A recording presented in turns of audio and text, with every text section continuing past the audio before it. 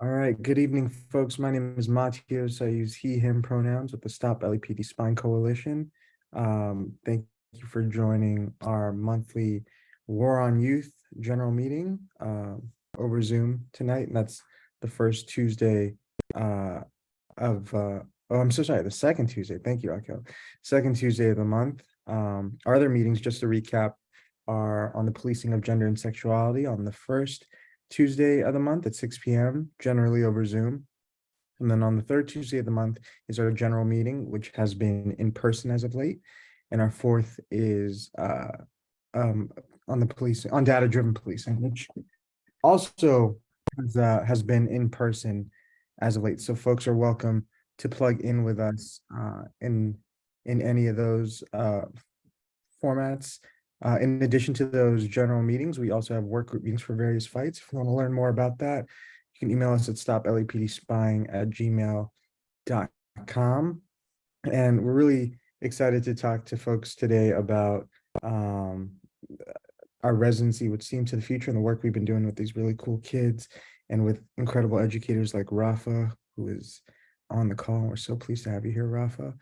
But before we get into the meat of all that, I want to hand it off to Akil to kind of give an overview and an introduction to the War on Youth fight for folks that may not know about us and what we do.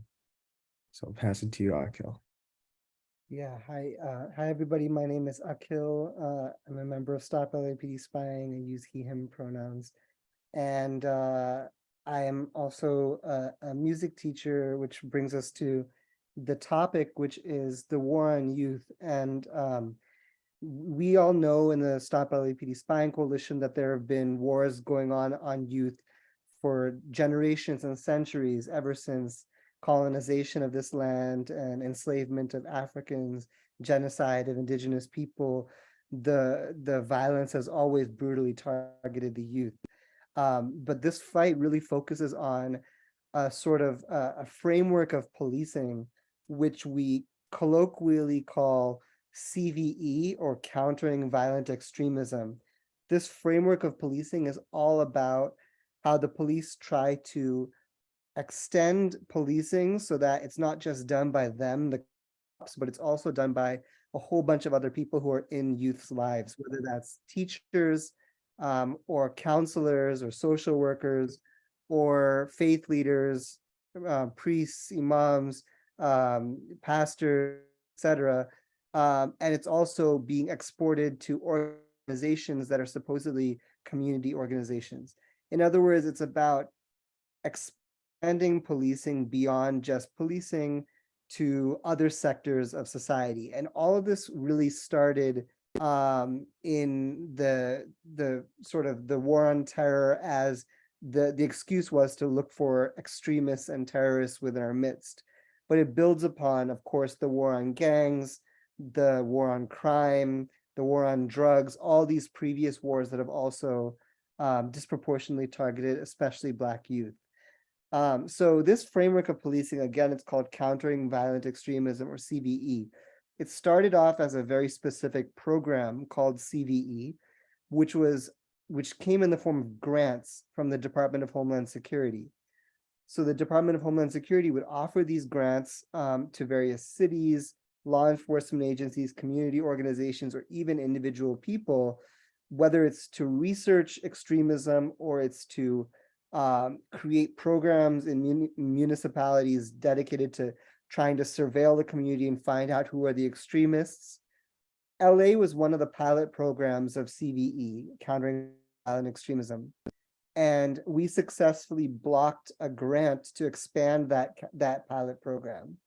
But one of the problems that we're facing is that when the community successfully mobilizes against one program, they try to reform it, they try to rebrand it, they try to pass it in other ways.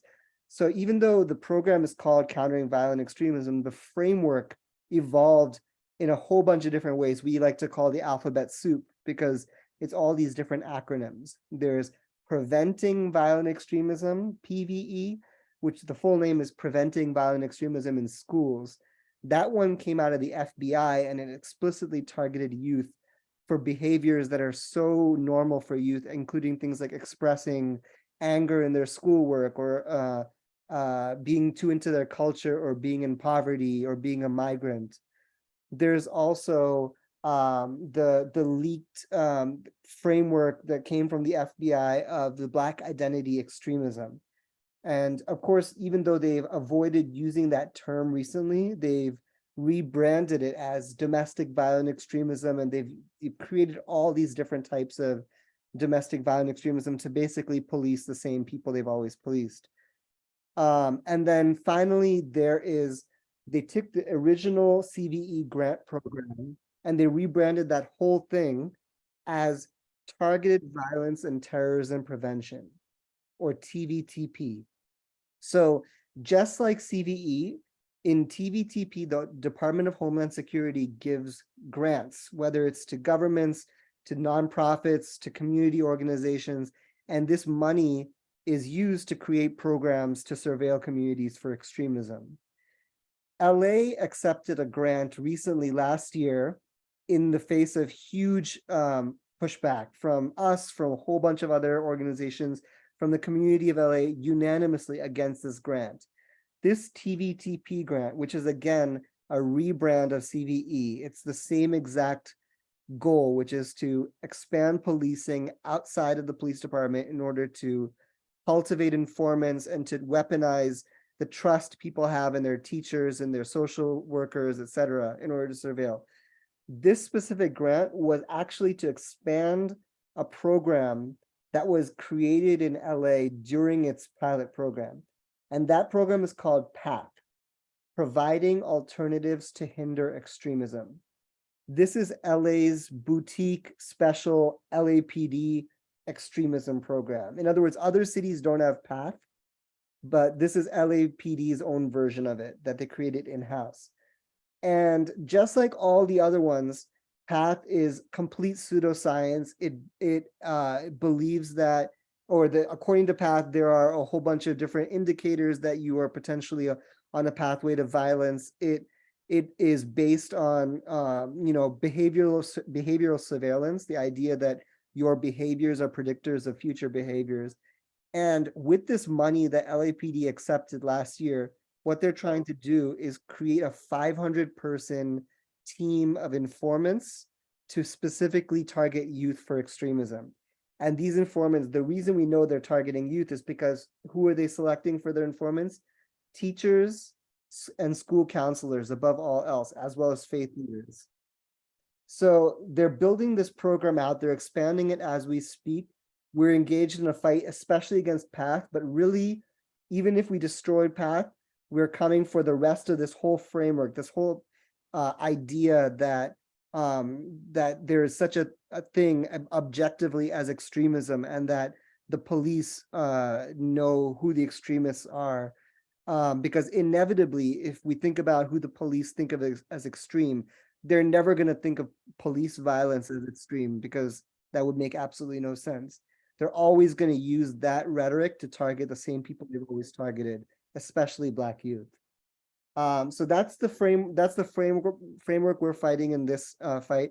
And just before I pass it back to Matios, if you're interested in oh yeah, I'll add one. Thank you. Nadia mentioned this other recent thing that we're adding to our alphabet soup. And this is spelled LASAR. We've been calling it LASAR. It stands for Los Angeles Schools Anonymous Reporting. And this is a really insidious, dangerous thing that we've started to see. This is an app that has been made and put out by LAUSD that encourages youth to report on other youth for suspicious behavior.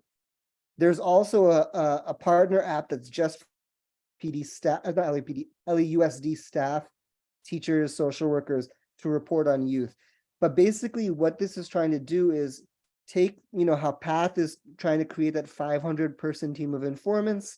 LASAR is trying to turn every kid into an informant on other kids. It's extremely dangerous. We know that this LASAR, PATH, CVE, all of this is based on something that in LA we fought against, and it's called the Suspicious Activity Reporting Program. And the idea of this is that you report somebody's behavior that you deem suspicious, and then the police have a file on that person sitting secretly in a database where they can continue to track that person, continue to stalk that person forever. And not only do the police have access to that, but ICE do, any other federal agency. So LASAR is trying to, and PATH are trying to basically give that program steroids. They're trying to make sure that all of these programs have a whole bunch more suspicious activity reports. So I know that was a lot, but basically the essence of it is that we're fighting against a program that is about developing informants within our communities to target youth as extremists. So please join us. We meet outside of this every first and third Thursday at 5 p.m. And you can email stoplapdspying@gmail.com to get the Zoom link. And back to Matios for our next thing. I feel like a reporter. Yeah. Yeah. What's the weather going to be like? Give us the 10-day while you're at it. No, thank you, Akil. And yeah, before we get into what we're really going to talk about, I feel like I just want to add on to what Akil said with some context from today's Board of Police Commissioners meeting, where this whole notion of addressing extremism, right, it really is a facade to target Black, Latino, Indigenous youth, Muslim youth. And more recently, we're seeing also, if you look at the most recent PATH slideshow, gender identity issues are identified as a marker for a potential risk factor, right?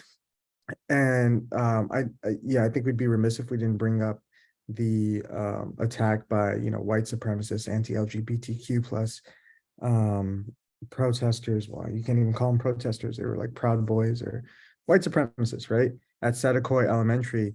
And this disparity of who's going to be targeted when addressing extremism or crime, it's throughout, right? So I think we've definitely pointed it out in like the federal enactment of these extremism guidelines or domestic violence or domestic terrorism guidelines, excuse me. But it's also, I think, evident in what we've been saying here locally is in how the LAPD responds to protest, right? So during the 2020 uprisings, we saw LAPD really crack down on people critical of policing, people uplifting Black lives, typically Black and brown protesters, right, that were met with violence. During that same time, there were Trump supporters, there were anti-vaxxers who were also protesting, right? And we saw LAPD join them in their uniform, right? And so we see the same recurrence in Satakoy Elementary, right, where coverage has kind of highlighted that LAPD formed a line and protected the white supremacists. And even today, during the chief's report, when Michael Moore was talking about it, I wrote some of it down because it's nuts, he talks about, he referred to the situation as contrasting protests, as in they're equal in some way. And, people were expressing their First Amendment rights. There was a dispute over a book, when in reality, what he's talking about is on one side, homophobic, transphobic, white supremacists, and on the other, literal parents and their children, and people who, were supporting them on Pride Month. And so this is a clear application of, policing extremism, right? We're never going to see what they deem to be right-wing extremism condemned or indicted or policed in any real way, because that's the police, right? That's them. So just wanted to point that out and make that connection. And then the last thing I wanted to update folks on was this past Sunday, and Hamid, I'm so sorry, you were at the Board of Police Commissioners meeting today, and if anybody else was, I don't know if you wanted to chime in on that or talk about the substance of what was discussed at the meeting. Yeah, they were very clearly laying out, and I think how they are going to silence dissent, how they are going to just continue to demonize and criminalize people, the actions that they took during the police commission meeting as well.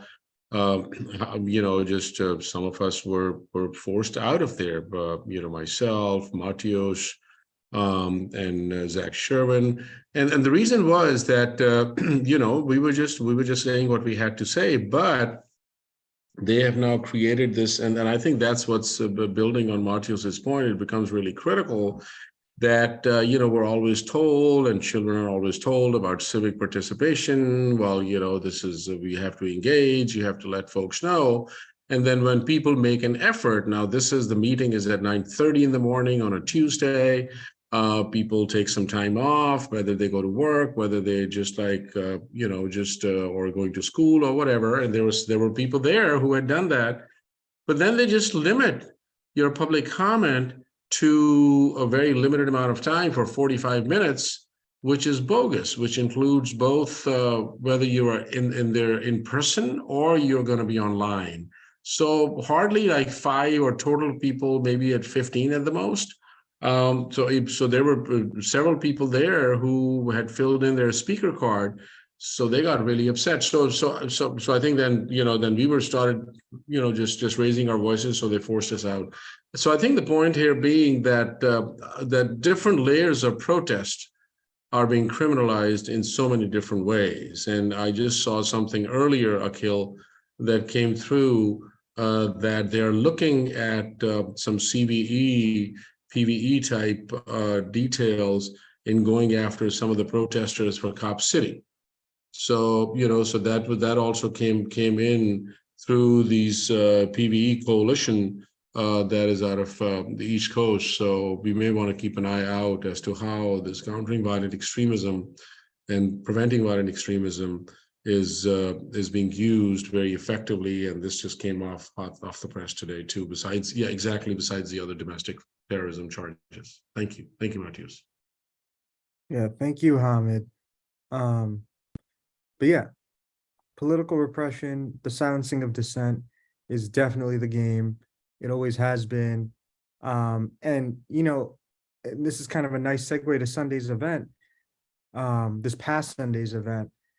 One way we've seen that manifest itself is, the coalition does a lot of our work through public records requests, right? And the LAPD oftentimes will outright deny the existence of some of the records we want or need to bolster our research or answer communities' questions or concerns, or they'll say they have it and they're just not going to give it up. And so that was the case with some records pertaining to Echo Park Lake. And to talk about the event at Echo Park Lake, we need to, I think, talk a little bit about the history of what went down there in March of 2021. And so we actually wrote a zine here, and I dropped the link in the chat, called Blueprint for Displacement. We wrote it in partnership with Streetwatch and the Los Angeles Community Action Network. And it talks about the event that kind of incited all this was the LAPD's long-term, I think it started in 2019, long-term surveillance and targeting of an unhoused community in Echo Park Lake. They infiltrated that community, they surveilled that community, and it culminated in a violent sweep, a violent raid. You couldn't even call it a sweep. There were so many cops in March of 2021. And a lot of us were there on the ground. Folks had their arms broken, journalists were arrested, protesters were arrested. It was a full-scale attack, a mobilization against that community and anybody that wanted to defend them. And it was expensive. It cost $2 million. And so that was March of 2021. In August of that year, August of 2021, the LAPD released an after-action report where they detailed, how meticulously they had monitored the area. They detailed how they used data-driven policing models, like the Sarah policing model, to gather information, to work with community stakeholders, which in this case are NIMBYs, right, who wanted the unhoused people gone, to help facilitate this raid, right? And so one of the line items we spotted on there was the acquisition of 33 cameras for the park for $200,000. We thought that's ridiculous, right? And also, I'm sorry, I have to mention that night of the raid, they also installed a fence that came down only recently, about a month and a half ago, if I remember correctly. But that piqued our interest, the 33 cameras, because, we had a community day there a little bit after that, and we did a count and we only counted 16. We did another count and we only counted 19. So we submitted a public records request demanding they let us know where these cameras are. They refused to do so, or I think they even denied the existence of any such layout highlighting where the cameras are. And our incredible attorney, Shakira, shout out Shakir, sued them. We won, and we were able to find out where these cameras are. And that's what we shared with community members this past Sunday. We talked about these programs and we shared these maps of the camera. And in a little bit, I'll type, I will type, oh geez. Sorry, I'm trying to screen share here, but I'm having a little bit of difficulty. I'll type the link to allow folks to see that on their own, but oh, you know what? I'm not going to be able to screen share, so I'll just type the link on here so folks can look at the map and see where the cameras are.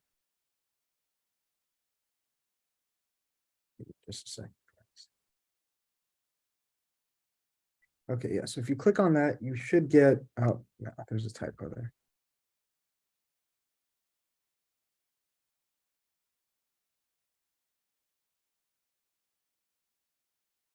Okay, so you should be able to see it now. Yep, okay. And so if folks click on that, you can see they gave us a map where all these cameras are, and we walked around and we showed people these cameras. We identified, you know, that after action report said 33, but they'd actually placed some in a little skate park right across the street. So in total, I think it ended up being 41 cameras that we found, right? And these cameras are strong. So if folks have the document up, and I'm so sorry I can't screen share, but you can actually see in the bigger photograph that kind of highlights the range of these cameras, there's two on the boathouse that see clear across the lake, which if you've ever been to Echo Park Lake, it's a big lake. Sees clear across the lake to surveil the park on the other side. And so that means they're strong, right? And one thing that people pointed out is in the restrooms and other buildings, these cameras face people's homes, you know? So with this Zoom capability, you know, people are speculating that these cameras might even be able to look right into people's living rooms, right? So just something that stuck out to folks. Another thing that people brought up was, you know, cities like Los Angeles, well, specifically police departments like the LAPD, in response to Trump's election in 2017, made a very performative gesture about the fact that they wouldn't share information with ICE, right? Somehow, you know, being kinder to undocumented immigrants. But as we've seen in Los Angeles County, cities like Pasadena, cities like Long Beach, despite their sanctuary status, right, have shared information with ICE. And, you know, we at the coalition, we often talk a lot about the stalker state, the information sharing environment, how this data doesn't live in a vacuum, right? And I'm going to drop a PDF of this in the chat. And so some folks pointed out that, you know, there are a lot of street vendors here, right? Some of which might be undocumented. And so they're susceptible to their information, their presence being shared in this information sharing environment, specifically in fusion centers, right? And, you know, the Department of Homeland Security getting access to that. And then the third thing we kind of talked about during this event is the fact that there's this myth that in Los Angeles, there's a ban on facial recognition technology, and that's simply not true, right? What happened is the LAPD got caught using facial recognition technology and rebranded that to be called photo comparative technology, and through the magic of reform, codified their usage of facial recognition technology. The way they do this is they take any image and they apply it to, or they input it into the Los Angeles Sheriff's Department database called LACRIS, which has, I think the number is 5 million headshots that they can access. And this database has facial recognition capabilities. So whatever image they have, from whatever camera, right? It could be from their cell phones. It could be from their body-worn video. It could be from these cameras across Echo Park Lake. They can access this database and use facial recognition technology with it.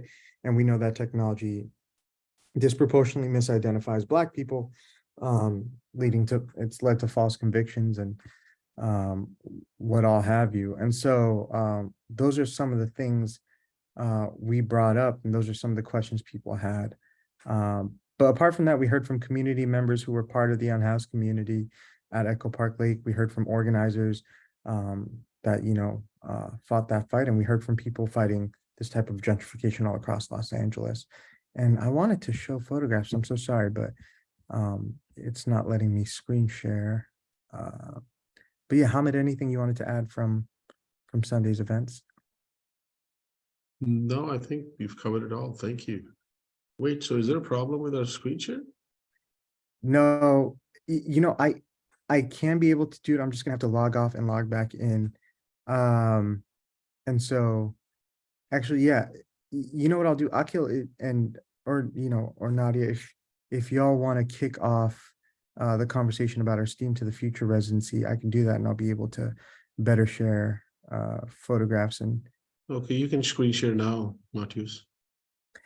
it's a we're gonna, yeah, this is a, what do they call it, a transparent facilitation moment, but it's a problem with the permissions on my computer that I'll have to shut down. Got it. Sorry for that.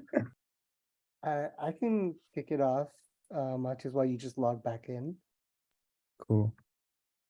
Although just a quick question, Rafa, are you around by any chance? And would you happen to like want to introduce everybody to what STEAM to the Future is and the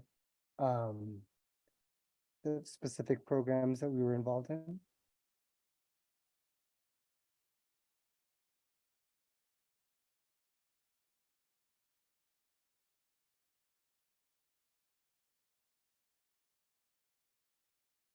Maybe not.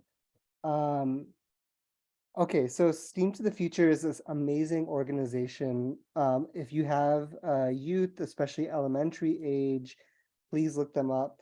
They are a nonprofit. STEAM is it's science, technology, engineering, art, and math. So I think it's spelled STEM to the Future in their website and on their social media, but they really prioritize art as well. And we were involved, we were residents for a semester just ending last week, actually, working with 5 really amazing youth, once a week, every week for 2 hours, with the expert guidance of Rafa, who was also teaching another class, as well as overseeing all the different classes in her role with STEM to the Future. And our goals during the semester, we were actually, it was more than a normal class. We were almost coaches with, in terms of organizing, political organizing, movement organizing. So the youth, as in our class with our guidance, chose the topic that they wanted to organize on. With Rafa, they did a lot of research on the topic. We also talked about a lot of different topics leading up to that, where we talked about miseducation, we talked about propaganda, we talked about policing and police violence. We talked about a lot of different things. We went over the budgets of the national discretionary budget as well as LA's unrestricted budget, and the kids created these activities all based on well, we went through activities with them to understand basically how the budget reflects our priorities and how, or over half the money ends up going to either military on a national level or police on a local level. And then ultimately the kids chose a priority, and they chose the fact that they want healthy lunches in their free healthy lunches in their schools. They shared with us some really horrible stories about the food that they do get. One of our kids has gotten sick 3 times from the food at her school. They often get expired food or not quite sufficiently microwaved cold food, or they get food with actual mold on it. And they don't even have a nurse on their campus. So when they do get sick, they have to just lie down for 10 minutes and hope it goes away. It's a pretty horrible situation. So we'll talk a little bit about the protest we did last week, but first, now that Matios is in, I wonder if you can share any videos or excerpts or even just anecdotes or stories from the semester as a whole. Yeah, it was great. The kids are really great. And so we worked with them a couple of them last summer. And so we'd known that they were dope, but it was a really great experience. They picked up on things super quickly. Oh, and I see Ruff is in the chat. Yeah, it was an absolute pleasure. And yeah, I'll share some video. Cue something up. And so yeah, just to set this up, this is one of the exercises, and this is the first time I think, either the first or second time, we did this exercise, and it was a budget exercise we did with the kids where, we laid out different facets of the federal budget, military science, health, education, and we let the students decide, where should the money go? How should money be divvied up? And this is just them doing that. So let me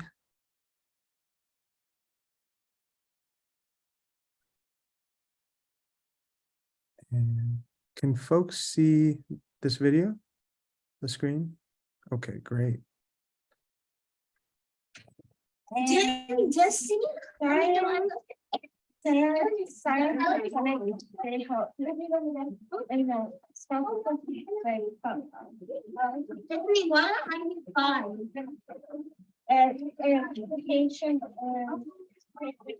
and people learn. Fine and play because this is where everyone lives. Military. Get that much. Well, you start with the 5 in military and the 10 in. The numbers don't matter. We're just looking at the size of the stack. What we should actually do is split them over so that they display. That way you're not distracted by the numbers. Well, why? Yeah, you can tell it's an early version of the workshop because in later versions, we're actually using poker chips. So the students really workshopped it. But yeah, they were talking through how much each should get, like really making a case for it. And this is one of the tamer videos, just because it got really heated, especially around military's funding when we unveiled that. Akil, anything you want to share about that exercise? Just that Matios played the character of the military during the budget activity and was Militarios. Matios played every villain during the whole semester. So one time with the other class, he was Monsantios. When we were discussing local politics and did an activity that was kind of doing theater of like a school board not a school board, a city council meeting. Matios was Maorios. So yeah, he was great at being the villain. And the other thing that it wasn't just the kids that really loved this activity. They actually led it multiple times with adults. They led it at one of STEM to the Futures community days. They led it when we presented some of this stuff at UCLA. And adults are also blown away to discover how much of our money and the money that the US has plundered from around the world as well ends up in the hands of the military every year. So that's basically all I have to say about that. It's a great activity. If there are any educators here, one thing that we did when we ran the activity is, you could look up the numbers, the pie chart online, and it's great to give each kid a different category and have them argue or present why their category deserves money. And then they have to think through, so, okay, why is environment important? Why is housing important? And then when they realize at the end how little it gets, that's when things, as Militario said, that's when things get heated. Yeah, thank you, Akil. And Rafa, I want to hear from you, if you can jump in. But I think one of the things I want to highlight about this curriculum, and that's why we're so grateful to work with STEAM to the Future, is that we're talking about a federal budget right here, just because that's whatever we chose to break that down, but this very much ties to a local fight. Our entire presence within this program, our entire urgency around building with these youth is in response to the fact that the city of Los Angeles is now training. Well, the LAPD specifically is now training teachers, school counselors, school therapists to be, to monitor and surveil our students, right?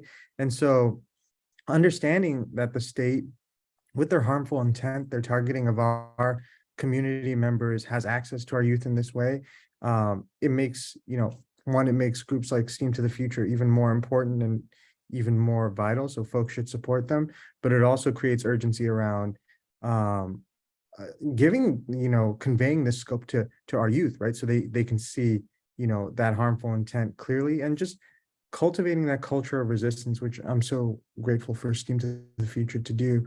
And so one way we tied this to the kind of local fight is by showing our students the city's budget too. So I think I have a video of that. Let me just find it.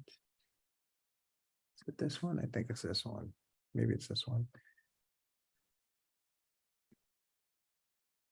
Oh, is it?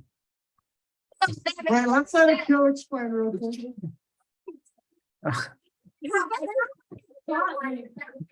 I ask you a question? Look on this chart right now and tell me, is education even there? No. No. Is youth there? Other departments meet at one That's true. building. But the thing is, education is nothing. You're learning with math class. Yeah. What, that was a scoreboard, but they only had 3%. It's so was library. Higher. Yeah, I think this is my shoddy camera works. I apologize for that, but yeah, the students are heated, and that was the city's budget, right? So just seeing that relation, seeing how, ultimately we showed the students that half the federal budget went to the military. Similarly, about half the city budget goes to the LAPD, and so just making those connections. Rafa, Akil, I'd love either of you to jump in. Nadia, anybody, if folks have any questions about this. I just want to share one story. I don't remember exactly what was going on, but I was really surprised because some of the kiddos were like, "That's surveillance," and I was like, "What?" Like they really just caught me off guard, right? And I thought it was awesome, but I was like, "Oh my goodness!" I feel just like bringing in folks like you, that really value uplifting the youth and their voice and really listening to them really gives them the confidence to start to speak up, right? And it doesn't matter who it is that they're telling, right? And I think that's a beautiful thing. So I'm really grateful for that.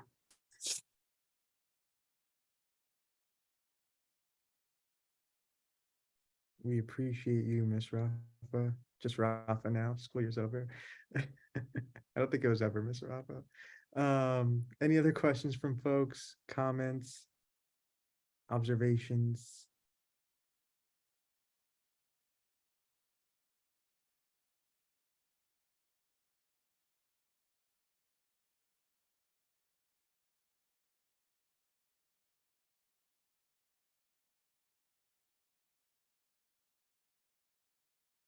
Cool. Yeah, well, yeah, just to talk a little bit more, one of the other exercises, which fortunately I don't immediately have any video of, but throughout the school year, in like in the process of culminating, like in their organizing goal, students kind of wrote out what their values were, right? What their priorities are in organizing, and the way they did this is by modeling their work after the Black Panther Party's 10-point plan. So they wrote, the group is called Bloom. They wrote the Bloom 5-point plan. And one thing that kept coming up for students was trees, like a desire to have trees in their communities. Like, they brought up how there's a lack of trees. Why aren't there more trees? We need more trees. And I think one part of that is our youth are feeling the urgency around the climate crisis, right? And pollution. I think another is folks are just realizing there are no trees in our communities. And so we did a great exercise with the youth where in the first go, the older kids pretended to be, and we did this exercise with a younger set of students that were being taught by our comrades, Yolanda, who runs the Urban Growers Committee at LA Can and runs our great farm up there, and Naoko, who also does some work with the coalition.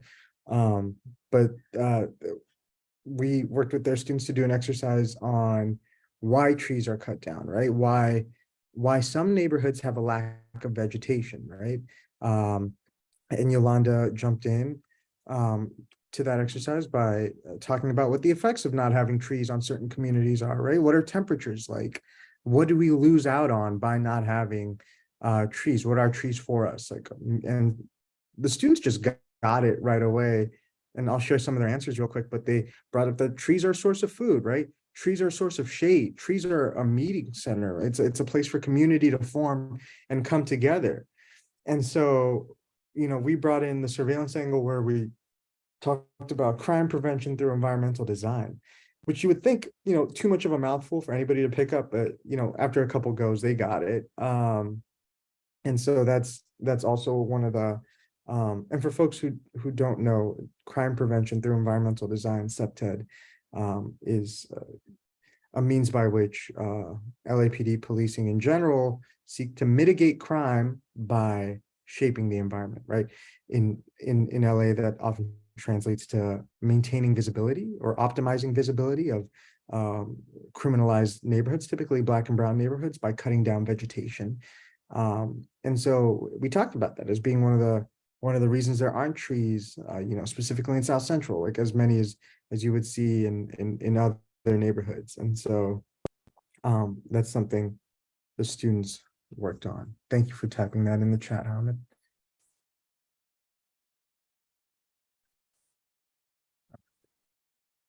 Any other questions from folks? Okay.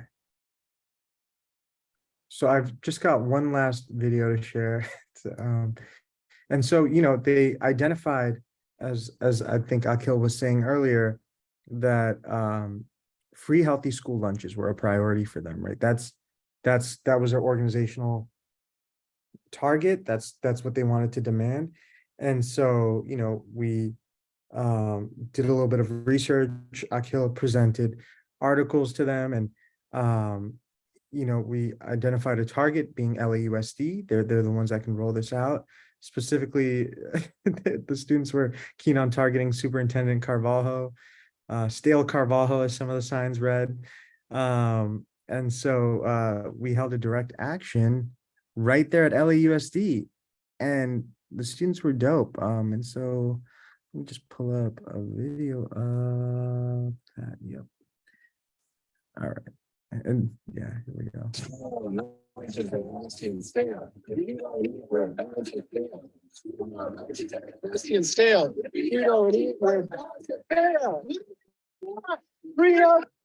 Yeah, it's a short video, but yeah, they were fired up. Important to note, flyer for that event made by the students, those signs made by the students, outreach conducted by the students, right? So even they'd created a podcast. They recorded an interview that went on our radio show, the show Hamid hosts every week, Radio Insurrection. And so they were, they put in the work to kind of flesh out a direct action in that way. And I think that was really important to us. One, emulating our organizing model, but also, showing the students that, change can be had and rolled out. Where can we listen to the radio show? It's on, I'll type the archive website on here. I can also drop the file, but it's kpfk.org/archives. And I'll find the exact date for you.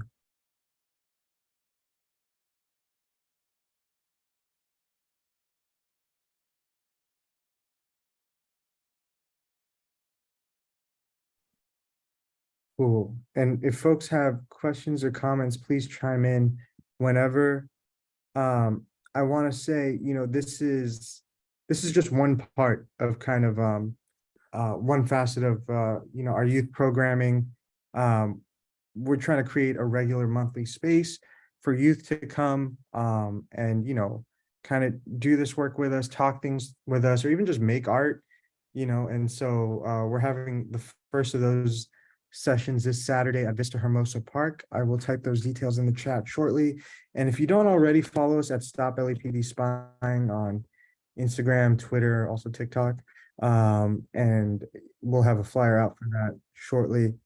Another thing we did in the spring that we're also doing this summer that I'd love to amplify, especially if you know high school age youth, is we had over spring break, we had a 4-day internship with Fairfax High School students who were part of the Peace and Social Justice Club. They similarly were introduced to our work, already had some experience with organizing in some way with their club, which is a really great club led by Chris Venn from LA Can's, thank you for typing that, Nadia, Human and Civil Rights Committee. Yeah, and that group, in addition to learning about different facets of surveillance, put in some really great work and did a good chunk of the work on our Central Division Watch the Watchers zine, which I'll post in the chat. And those kids were really fired up. And one of the things they felt urgency around is, as youth organizers, they're really keen on addressing concerns, globally or even locally in LA. And so they have speakers, but they identified surveillance tactics taking place in their own schools, right? With the implementation of this LAUSD app, which is very much tied to, LA's acquisition of this targeted violence and terrorism prevention grant and LAPD's PATH program. It's an anonymous reporting app.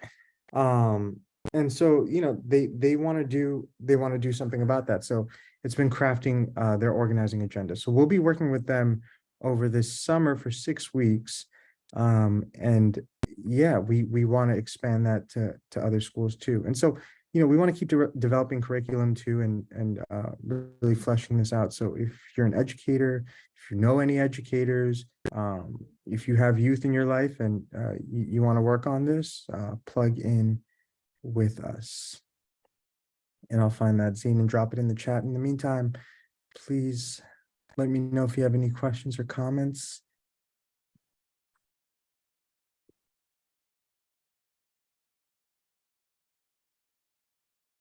Again, I just put the regular, oh, sorry, go for it. Yeah, I had a quick question. Is there a working group meeting this Thursday? There should be, yeah, it's Thursday, Okay. the third Thursday at 5 p.m. Cool. Also, we're going to standardize right now there's 2 different Zoom links for the first and third Thursday, but we'll standardize it.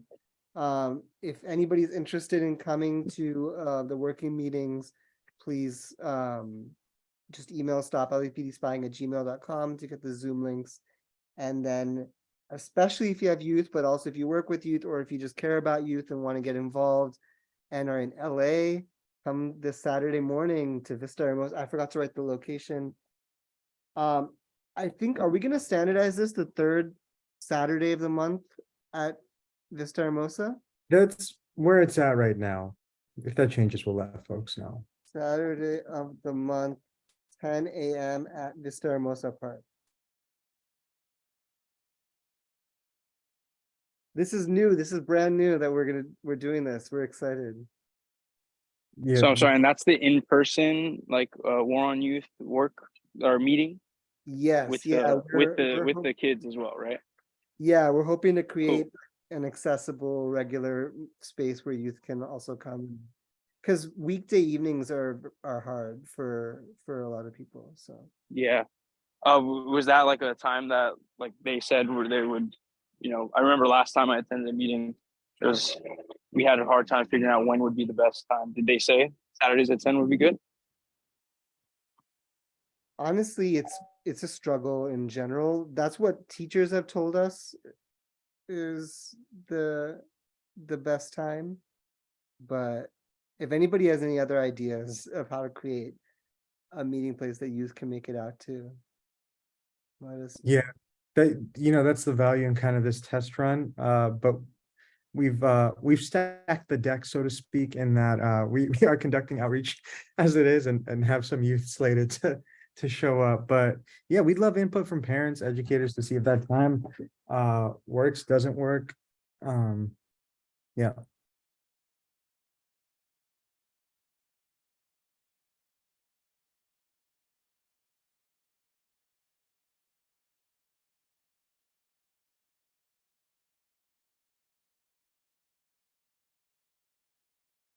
Thank you, Ruff, and I'll have a flyer for you soon enough. But yeah, I think that's all I've got, Akil. I think you're well, yeah. You want to lead a little conversation on what we're gonna have going on? I could also kick it off if you'd like. Oh yeah, why don't you go for, you're talking about for Saturday? Yeah, Sure, yeah. yeah. So this space for Saturday, we did also want it to be like a collective space for us to talk about our issues, but also just a fun space for people to hang out. And we also realize, when we do youth programming, generally it is kind of enclosed within specific schools, so like Fairfax High School, STEAM to the Future, or if we're ever doing stuff with anybody else, it's typically a different campus where people are geographically kind of separated. But I think this is something STEAM to the Future does really well too with their community days. We were hoping for a space to kind of bring all this knowledge, all this creativity, different swaths of maybe LA's community together to build, to learn, and just to have fun. So one of the things we want to do is workshop some more fun exercises that we can communicate some lessons through, like similar to that budget exercise or the septet tree exercise or other stuff like that. Similarly, we just want to make art, right? We want to be creative about subversive ways we can get the message across that are fun, that are joyful. Like there is joy in this work for liberation, right? And so I think right now we'd love to hear from folks about what ideas you might have. We're obviously going to bring paints and markers and signs and whatnot, but we also have some ideas about memes. Might have given it away there. So yeah, Akil, I don't know if you want to talk a little more about that. Yeah, we actually wanted to do a little bit of meme making with you all in preparation for that, but also make some memes with the kids on Saturday. We also want to build up to making Instagram posts featuring kids talking about surveillance. Instagram or TikTok or whatever platform they're on these days, if they're on to the next one. And let's see what else.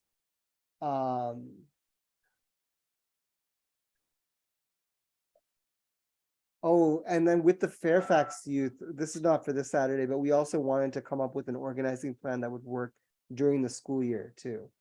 So this summer is a good time to figure out, to kind of get the ball rolling and then to also figure out what will work during the school year. But if we can, let's do a little collective brainstorm for what you would like to see. I have a doc that I can write. What would you like to see as some activities that we could do with youth on these regular meetings on Saturdays, one Saturday a month?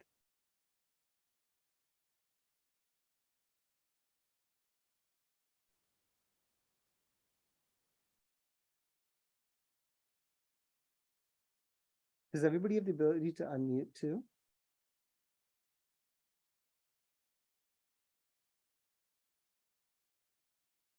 Feel free to unmute yourselves if you have an idea.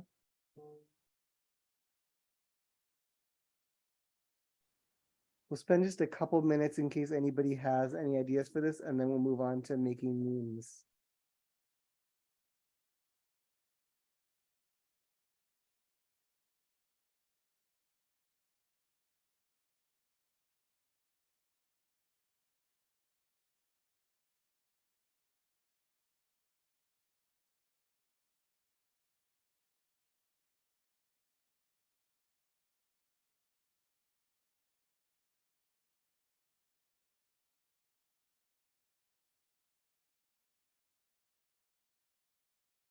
6-word stories are dope. So for example, like if you wanted the youth to write about surveillance, like they would have to, it's kind of, I guess you can just say it's like a very short poem, but all it is just 6 words.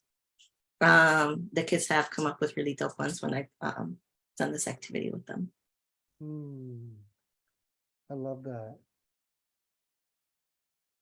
Oh, there's one that we've done before with youth, a little bit older youth, called the Youth Stalker State, which is where they look at their schools and they try to figure out what's every different type of way I'm being surveilled, and then they try to draw a map connecting them or draw a diagram connecting them. Some kids have talked about at their school, they identified drug sniffing dogs, or they identified the school's Instagram page, which keeps on trying to follow their individual Instagram pages. So it's really interesting to find out about. So 6-word stories, I love this. It'd be really cool to make them and to write them down and decorate them in some way.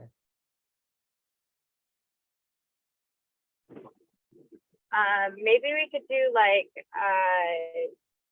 merch that they could make for themselves. Like I could bring like blank tees and fabric paint stencils, and they could come up with like slogans that they could rock after. Oh my gosh, that would be amazing. Might be a little bit more involved, but it could be fun and a fun souvenir too. Definitely. I love that. That's really great. And Shakir had also, I'll throw in his suggestion, but had suggested stencils too. Is something they can do to make signs.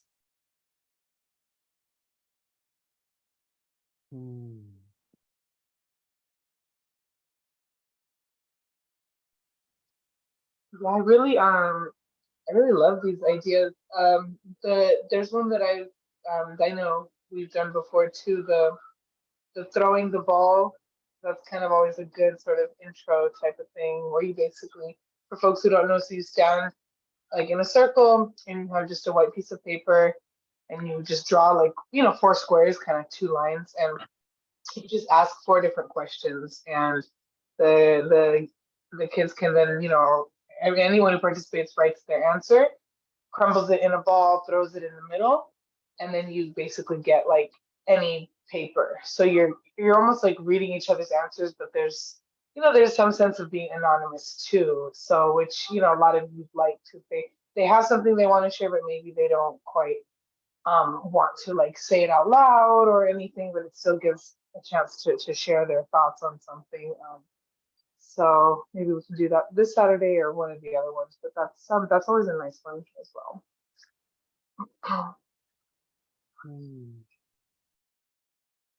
Nadia, could you just give an example of what some of the questions were for that throwing the ball exercise? Just so Yeah, sure. Yeah, so like for example, for this we've done like I think what do you think it means to be suspicious? I'm trying to think of the wording.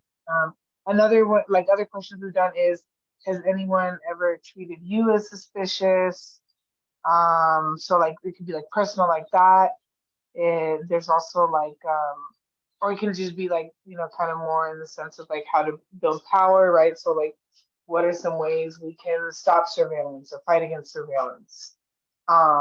So yeah, you can really just kind of pick the theme, whatever you want the theme to be, which is nice with that.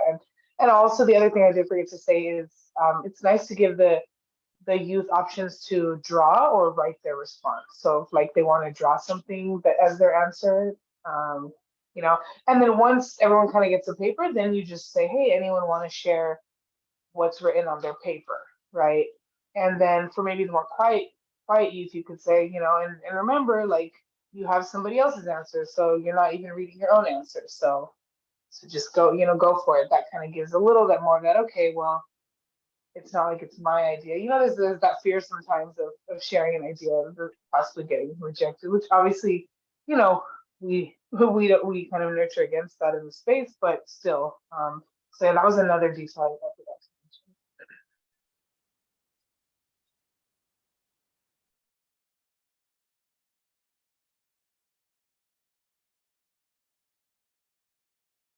I see Rafa talked about messages in chalk on a sidewalk, which is awesome.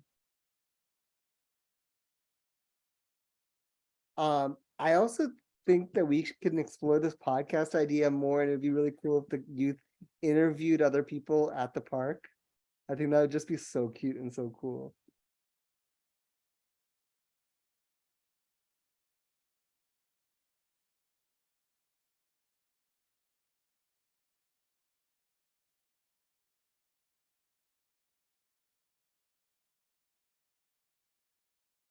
Have y'all ever seen, it's like this little segment on Instagram, I think it's called like Roe versus Bros or something like that. And they ask men like things about like the female body just to see how much they know, right?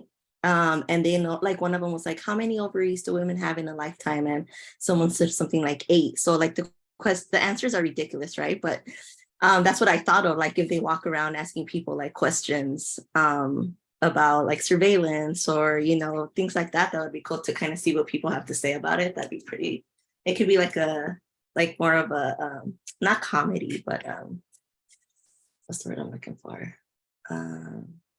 Yeah, I just think it would be cute. It would be, I think the answers that they would get would be hilarious, honestly. And it would help get people informed also. Yeah, I'm thinking of one that like involves the kids asking people what types of guns do you think the school district should have, and then like revealing that the school district has grenade launchers and tanks would be like a pretty big reveal somehow, or something like that, you know? That sounds great. Even around surveillance stuff generally. Like Rafa, we did something similar with at Echo Park Lake where we were asking people how many cameras we think. And yeah, Laura was there too. Laura, if you're still on the call, recorded a lot of that. But yeah, that would have been a lot cooler with kids, just running up to people and being like, "Oh, do you know you're under surveillance right now?" Cool. Well, with that, should we transition into doing some meme making? These are some really great ideas. I'm excited for all of this. If you have more ideas too, and you think of one while we're making memes, please put it in the chat and I can add it to this document, or just send it to us somehow. You can email it to us at stoplapdspying@gmail.com. Oh, whoops, I'll do this, not on screen share.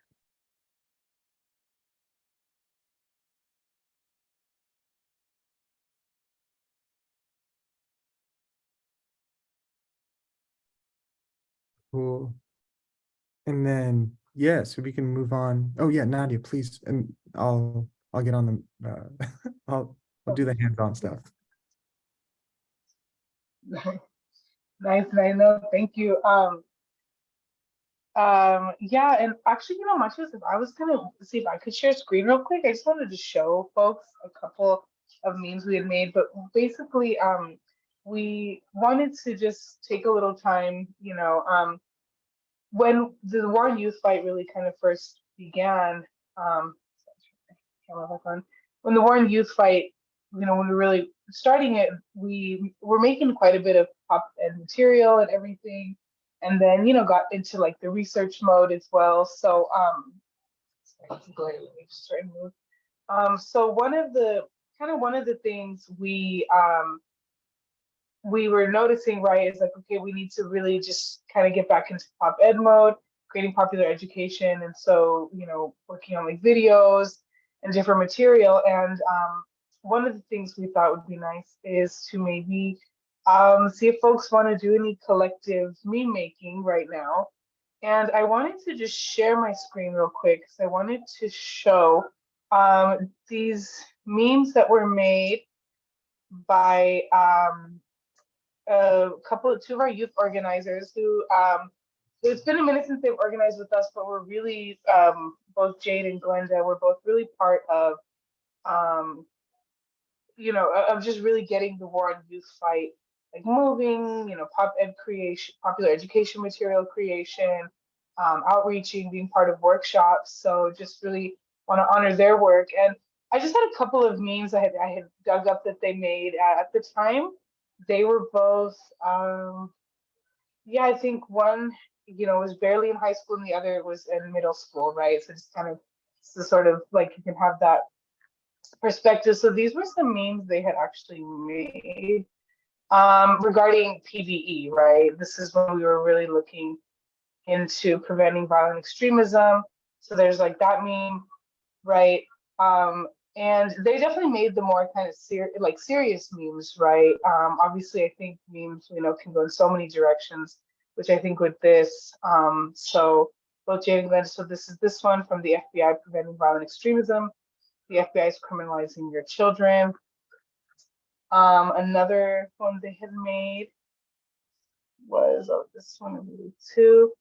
So this was kind of the building power, right? I think that was something Glenda also always would just be very mindful to kind of repeat, and I really have appreciated that about her. So there's this one. Yeah, this is, I don't know when this picture was taken, but it's from one of the coalition meetings.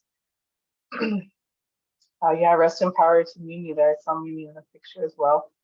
And then there's this meme they made. Be careful calling out your government about its injustices could get you reported to the FBI. And this last one they made as well. I hope this is interesting. I thought this was a really good call out on just like a cultural appropriation at the same time. But yeah, so I just wanted to share these memes and just kind of show that again, like obviously, we've all seen memes, so we know that they can go, they can be funny, of course, they can be really just thought-provoking and serious as well. And so, yeah, so I wanted to show those memes and just basically, just make that space. And I think that's what Matias had started screen sharing, and just wanted to make the space to see if folks have just ideas for memes, thoughts for memes. I feel like, we talked about this and how the last several meetings were, they've been like either with research or just folks like on their work they're doing on the ground and sharing that, which is equally as important. And so we just thought it would be nice to make space to create some popular education together as well. So yeah, Matias, if you don't mind sharing what you were going to show. And I think as he's sharing, if what we can do is after he shows, if folks even want to, whether it's collectively make some and post them right now or share with each other, and or maybe just put like in the chat ideas of like, okay, an image, right, with or maybe like a phrase that should go on there. Yeah, I love that one. Yeah, that's a great one, Matios. So yeah, if you wouldn't mind just kind of talking about that, Matios, we appreciate that. Yeah, so I'm just gonna put like a template up here, and then if folks have ideas, we can just have fun with it. Yeah, we can add some text to it. Oh, that'll be cool too. Yeah, I like that. That's actually a nice way to do it. So yeah, if folks either want to unmute or type something of what you think, I should go with that one. I have a different meme format. I don't know if we want to wait or move on, or wait until we get this one down, or move on to that one. We can jump to it. You want to tell me?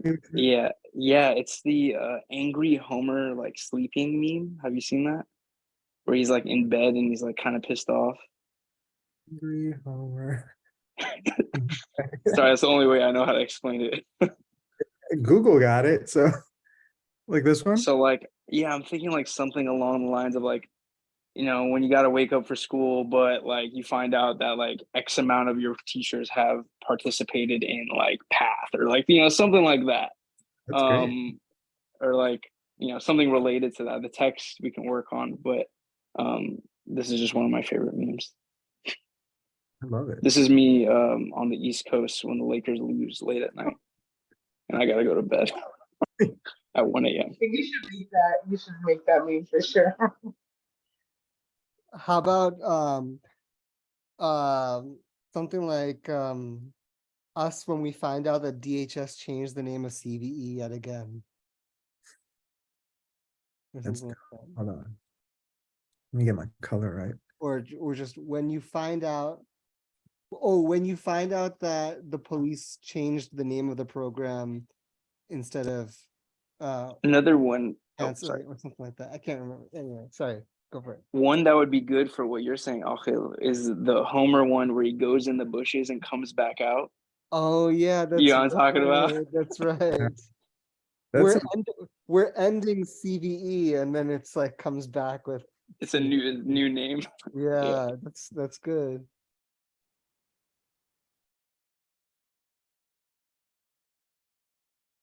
wait, what was the first one? And who, I'm sorry, was that Jubin that suggested these? I can't see. The Homer Simpson memes. Yeah, I like the Simpsons. If you couldn't tell. Yeah, Yeah. those are pretty good. But what was the This one, text you had suggested? like I don't have it down, but like You as a should do one with placeholder, Bart. maybe. You should do one with like Bart Simpson. I've seen some good gifs of that. Oh, yeah. Definitely. I'm so sorry, Jubin. Yeah, the text for this one would be like when you gotta wake up for school, or like when you go, I don't know, something about waking up for school and then finding out, I don't know, the amount of teachers that participate in Yo, the can you program mute that I up? mentioned earlier.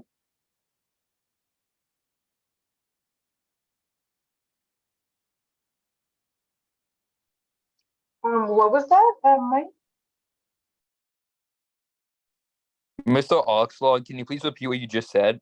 I believe this guy's in support of LAPD. I feel like he's a spy in here. Bye, Mike. I'm a spy of LAPD too. Are we getting Zoom bombed? No, low Yeah, key, I'm who's gonna give you this? advice. I'm gonna give you advice. Don't block me. Don't put your Zoom code on the internet. That's the only thing I'm gonna tell It's been so long. Yeah, it has been Well, a now minute. Parker, man. Yeah. Oh my Right, gosh. but you've got to wake up for school, but you But LAPD Zoom bombs your meeting. yeah. Oh, Oh okay. man, that's so annoying. Comedy. Okay. I lost the damn, I had it too. We Yeah, gotta wake like up. I don't know the exact phrase, but like I'll for sure like get something down, and I'll like, but that's like the gist of the format.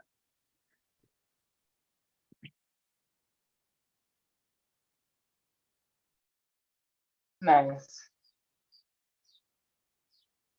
It's funny because the guy said something about Bart Simpson meme, and I was about to type it in the chat like as different ideas. I Oh my was god. like, all right. And then I think the other one I saw there was the folks want to share like any other pic. I just there's a Homer going in and out of the bushes, lying out in bed. There's the Drake one. Oh, there's also the one I think I mentioned earlier of the blonde lady where she's like yelling all angry, and there's that like cat like kind of Oh yeah. smirk on his face. Like, oh, I thought you meant this, and then he's like, no, it's this.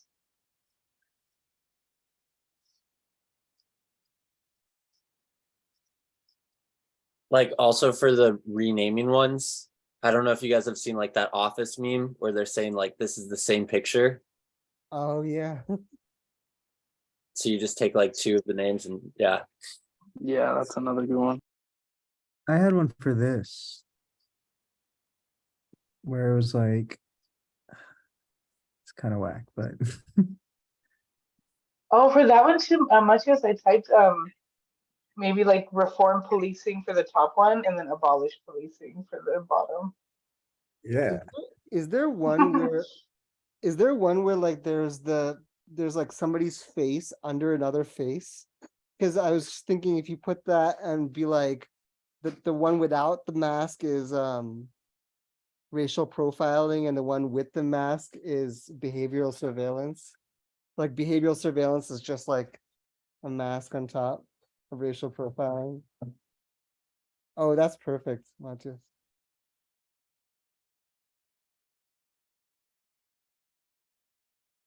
Oh, crying mask guy. Yeah, I think like if you put crying mask guy meme, it should pop up.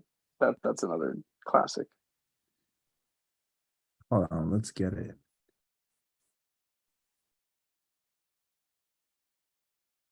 The only thing is racial profiling as a crying person doesn't quite make sense. Maybe this doesn't work that well.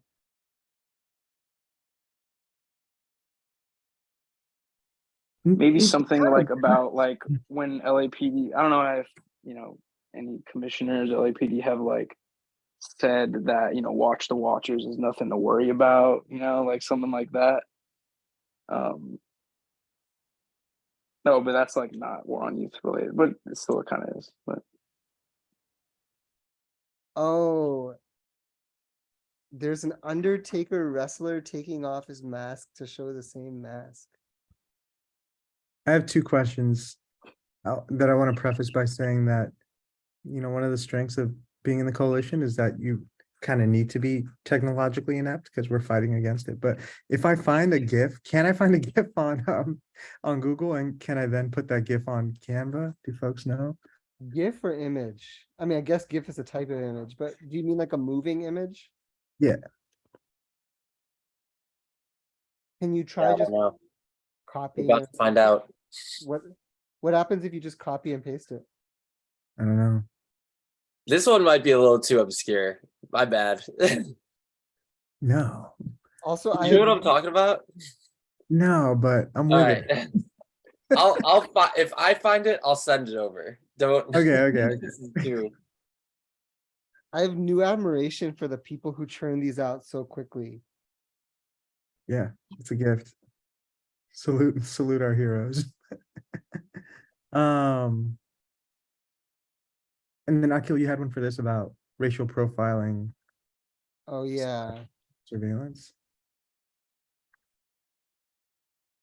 Or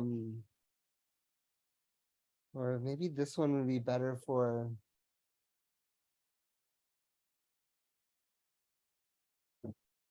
Like.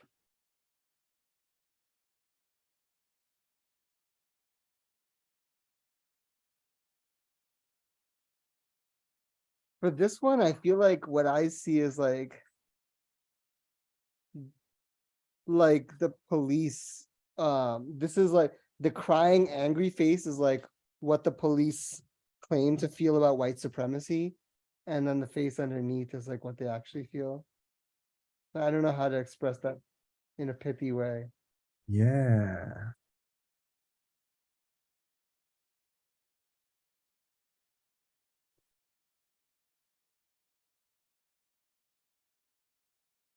Yeah, it could be like stop racist violence. And then over here we could have like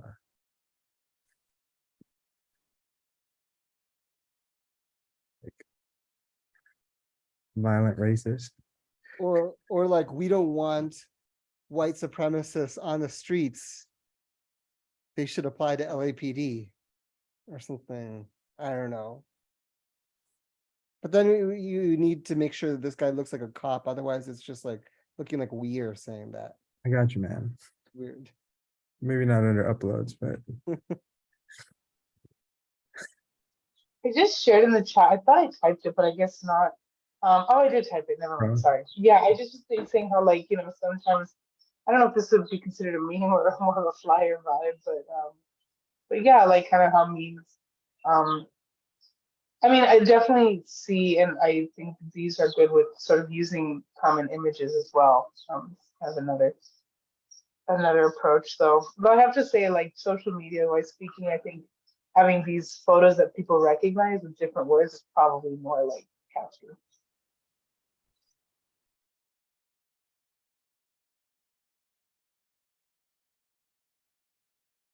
all right. Just a quick time check. It is 7:26. You know, we should do a whole working meeting just devoted to memes. And I'd like that. or even just a meeting outside of this one where we can devote a couple hours to it. And I know that there are some people like Ryan and Jubin who have been really interested or are really active in this one. Are you two interested, and are others interested in potentially like having a longer meme making meeting, a meme thing later? I would love to join a meme team. Yeah, sure. Awesome. Do you two Do we already have your emails? Or does Mateo yeah. say? Okay, cool. Yeah, I believe so. And I don't know if Paul or Mamta or Chella or can hear, but or Hamid, of course. But if any of you are interested in making memes, please let us know. What are those?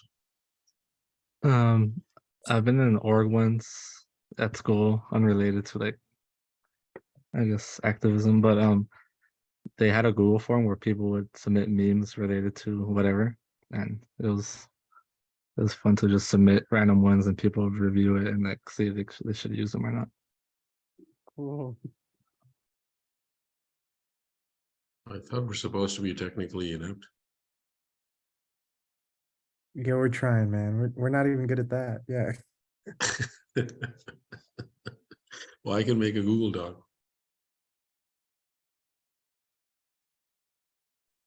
Nice, nice. Well, cool. Yeah, and I don't know.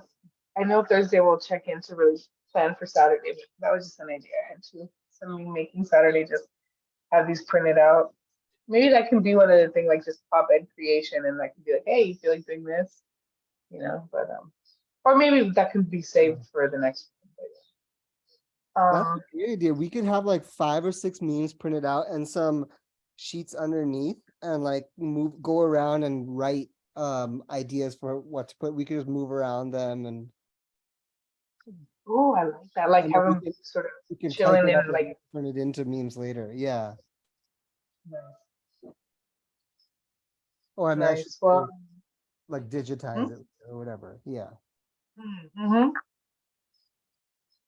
Yeah, like one of us has our computer there, so it's like, hey, this is what we already did today. Here it is, you know.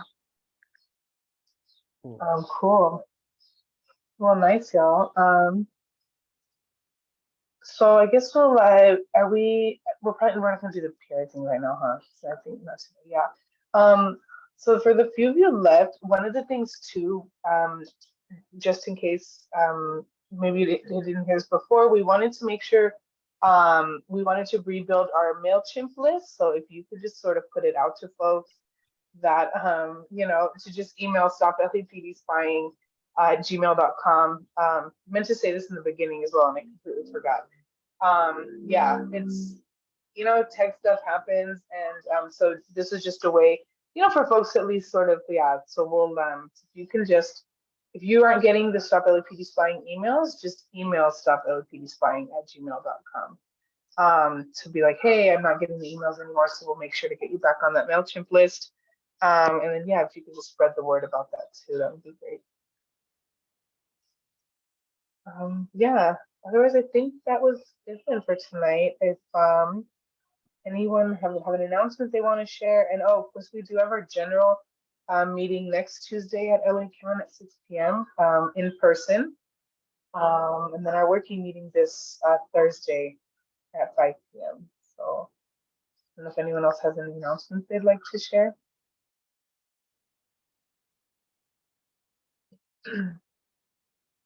Yes, tomorrow we'll be having our first reading session of our report on the Department of Child and Family Services, principally authored by Victoria Copeland, called Dividing and Conquering Families.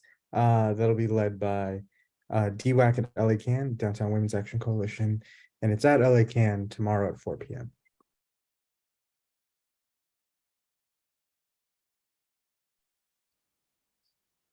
Nice. Anyone else have an announcement they want to share? Anything happening in their community area? All right, cool. All right, well, thank you all. And yeah, the meme making was fun. So definitely looking forward to more of that. All right, y'all. Y'all have a great evening, man. Yeah. Have a good night, y'all. Good night, everyone. Bye.